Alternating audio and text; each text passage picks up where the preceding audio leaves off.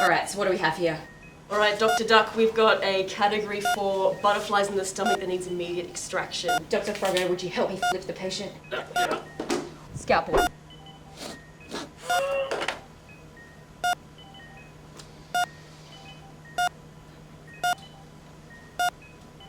Tweezers. Doctor, you're shaking.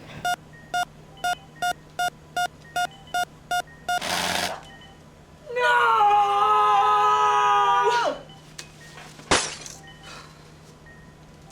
You did everything you could, Doctor. Not enough. Should we play again? Yeah.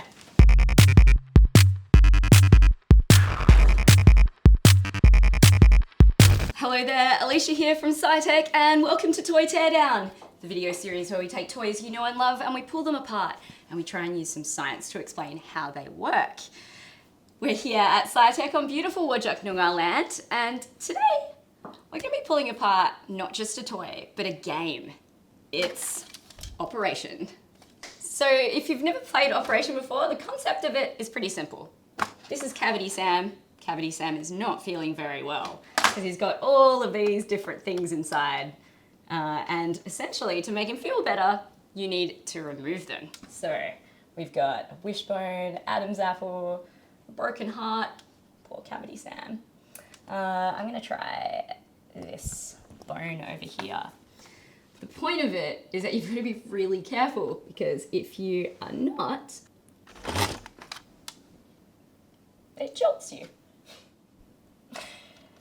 I'm really interested, actually, to work out how this works. So enough playing Operation, let's tear it down. But if you do have little brothers and sisters at home, there are lots and lots of little bits and pieces in this toy. So just make sure you keep them away from the little ones, because it may be a choking hazard. Let's tear this down. So the game is kind of set in this plastic thing here. There's like little trays here where the plastic bits go into. And did you notice when I touched that with my finger, obviously it didn't buzz. However, when I touch it with this, it does.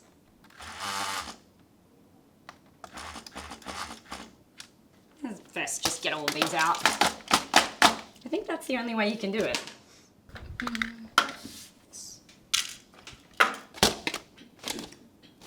I'm gonna pull off this cardboard. There's little rivets here. Ooh.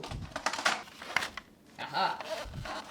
One of the little rivets holding it on is his belly button. Slightly amusing. Ta-da! So, it's all this kind of one panel here. It's interesting. So this is like a metal plate. It kind of just sits over. And we can see the metal plate attaches to this section here, which I'll pull out. All right, so I'm gonna pull this metal plate off. There we go.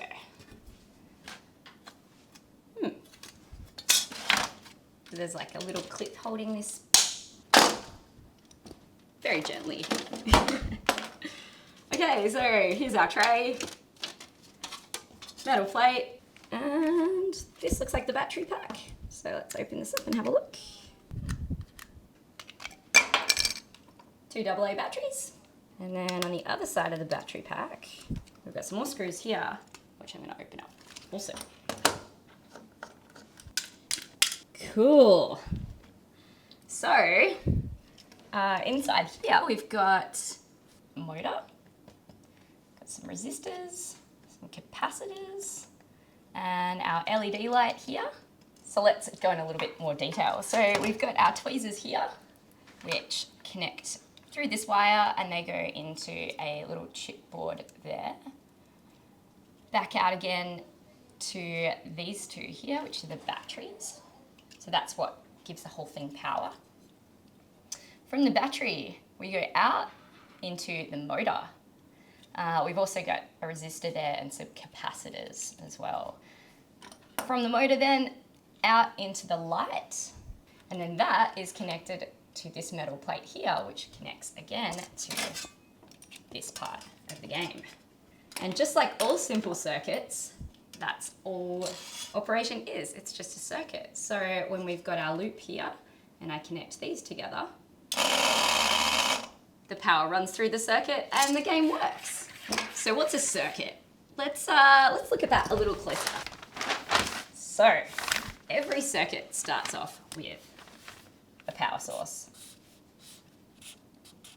That's my battery, and we've got our plus and our minus, our positive and negative side of the battery. We've also got the thing that we want to power, so I'm going to make a little light here. So in order to power the light, we need a full circuit. So we have our positive going to the positive side of the light, and we have our negative going to the negative side of the light. If there was going to be any break in that circuit, it wouldn't work because electricity needs to move in a loop, which is why and how this works. So we have all of our electronics here. We have our power source and our wires. It's not working right now because it's not in a loop. Now it works. That's why it's called a circuit. Now this game used to absolutely terrify me as a child. And I was trying to work out whether it's because I was little and maybe this vibration here that you feel through this vibration motor was maybe a lot more. I remember it feeling like almost like I was being electric shocked. Of course I wasn't. The reason that it felt a lot stronger is that the old version of the game didn't use these batteries at all. So these are AA's. This puts out 2.5 amps of current. This is a D-cell battery. This puts out 12. So that's a big difference in power. So this motor has a weight on the end, which then vibrates the casing. Attached to this, vibrates this plate, and then makes you feel zapped. Now, I've seen one of these before in another toy that I pulled apart a little while ago.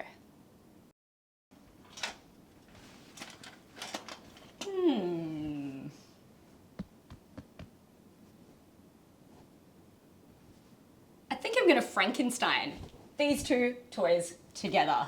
Sounds crazy. They'll say, I can't believe she did it. I don't know if she could do it. But I mean, this is a simple circuit. This has got a big vibration motor in it. Let's make Operation Elmo. Right. Oh, that wasn't nice. I might do that again. You and me again, onto the operating table. In our very first toy teardown video, we pulled apart Elmo. So we've taken out all of this stuffing. He's like a marionette puppet now. Hello.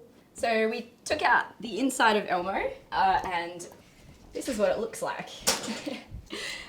And inside here is a motor, which is very, very similar to the motor that we saw in Operation. If we can include one of these buttons, if we can include Elmo in that circuit, then we can use the Operation game to set off one of Elmo's reactions. So where do you find circuits in the real world? Pretty much anything that's electronic. So circuits run your lights at home. They run any of your electronic toys. They're found in computers everywhere. So anything that has a battery or is powered is run by some kind of circuit, which is a power source running to the thing that it's powering itself, like a light, a motor, whatever it is, and then back to the power source in a loop, like that. So I'm thinking, I like the idea of love heart kind of being there. Might just chop it there. Safety glasses. Get a wire into Elmo. Okay, and then inside. This was a button, and as you press the button, that causes the reaction. So I'm gonna put this into the circuit. So we've got one wire going to Operation on the front, going through a hole here. Now we've got Elmo in the circuit. Nice and long. Wire strippers. Okay, just twist the wires for now. All right.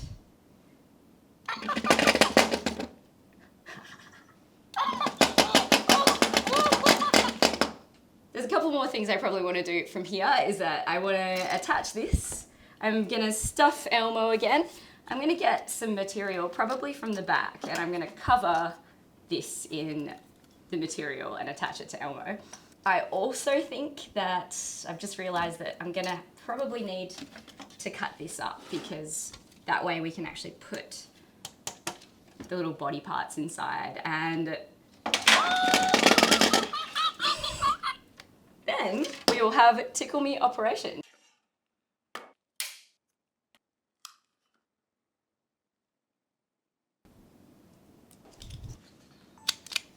Ha. I think I'm gonna make this come out of Elmo's hand. What have I become? So I've actually decided to lay this on top. Because of the nature of Elmo being fabric and the idea of being able to poke holes in the actual fabric, so I've decided instead, for more structural integrity, laying it on top.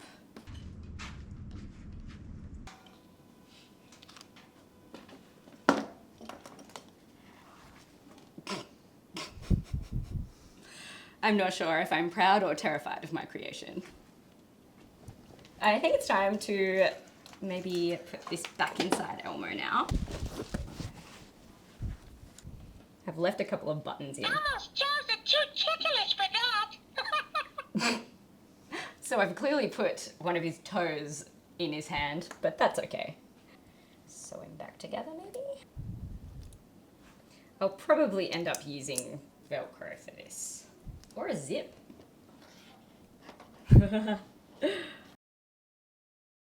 This complete and utter nightmare that I've just created stemmed from a couple of things. Firstly, operation being a very, very simple circuit. So we had a look at how that is connected up and just use this circuit to set him off. I'm gonna put these inside Elmo's broken heart. Elmo's apple. But let's give it a go. He seems to be liking it, so it's not entirely cruel. I'm not gonna lie, I'm very, very proud of this, this monstrosity that I've created, but maybe you could do something like that yourself. It doesn't have to be this kind of nightmare that I've created, but maybe you can connect some wires together and a battery and turn on a little LED light. There's heaps and heaps of videos online about how you can create your own circuit. So give it a go. Until our next episode, make sure you like, subscribe, put some comments in the comment section. Maybe you can think of 2 things that we could Frankenstein together, or maybe you can think of a toy that we can pull apart in future. This has been awesome. Thank you so much. This was Toy Teardown.